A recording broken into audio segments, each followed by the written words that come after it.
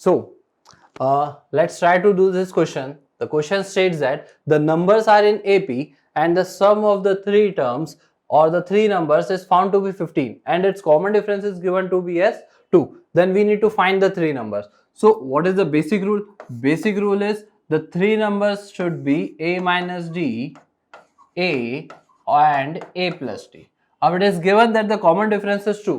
Moreover, it is given that the sum of the three numbers is 15. मतलब हमें ये भी बोला है कि कॉमन डिफरेंस 2 है और हमें ये बोला है इन तीनों टर्म्स का सम जब निकालते हैं तो वो आता है 15. तो मैंने क्या करा, मैंने इन तीनों का सम करा. सो a minus D plus a plus D that is equals to 15.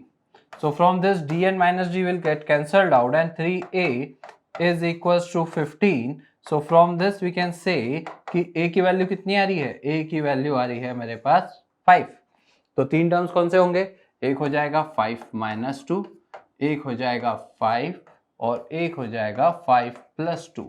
So the terms are 3, 5 and 7. Now let's move to the next thing.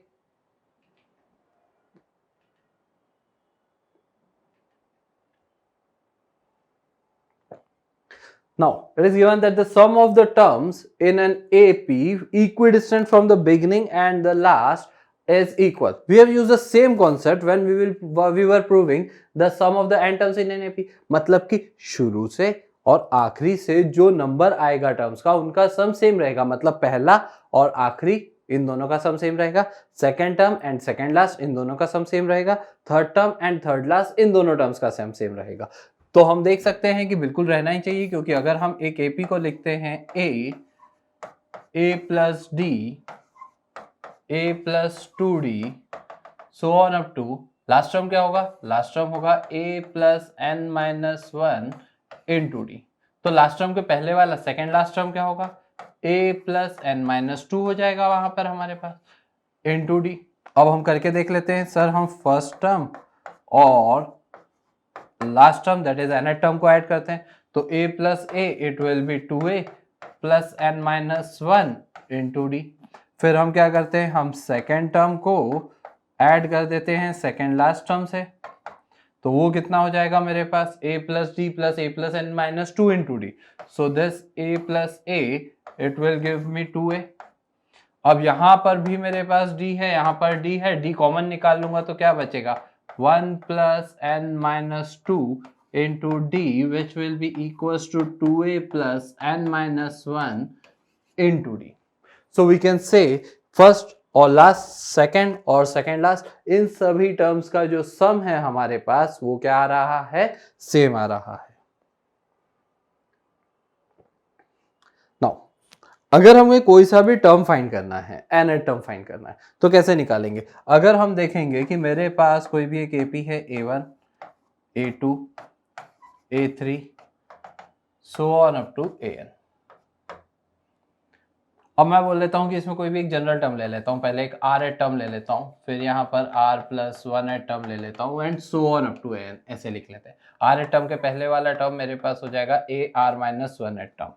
अब इसमें अगर मुझे किसी ने बोला कि you need to find this AR from the formula of sum of n R terms या sum of n terms of the AP, तो जब मैं SR लिखूंगा तो उसका मतलब क्या होगा, उसका मतलब होगा फर्स्ट टर्म से लेकर तो मैंने rth टर्म तक के सम ले लिया सारे टर्म्स का. मैंने ले लिया A1 plus A2 plus A3 plus so on up to AR, ये मैंने ले लिया. अब अगर मैं उसके अंदर क्या करता हूं, मैं बोलता हूं कि सर अगर आप इसके अंदर से इतना टर्म्स का सम माइनस कर देते हो, that is R minus 1 terms तक का सम अगर हम इसमें से सब्ट्रैक्ट कर देते हैं तो मेरे पास केवल AR बचेगा. तो SR माइनस 1 मेरे पास जो होगा वो हो जाएगा A1 plus A2 plus so on up to AR minus 1. तो अगर हम इसको देखेंगे तो SR में से जब मैं सम ऑफ R माइनस 1 टर्म्स को माइनस कर देता हूं तो मुझे कौन सा टर्म मिलता है, मुझे R टर्म मिल जाता है. एक क्वेश्चन सॉल्व करते हैं.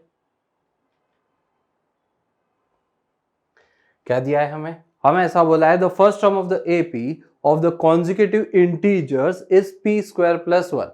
तो हमें ऐसा बोला है कि एक एपी है जिसका फर्स्ट टर्म कितना है p square plus 1 and it is also given that these numbers are consecutive integers. अगर कॉन्जिक्यूटिव इंटीजर्स है 1 2 3 4 5 यहाँ 7 8 9 10 11 12 तो यहाँ कॉमन डिफरेंस कितना होगा बच्चों? कॉमन डिफरेंस हमारे पास हो जाएगा 1। अब हमें बोला है कि इसका जो सम है वो रिप्रेजेंट करना है, आपको सम निकालना है कितने टर्म्स का?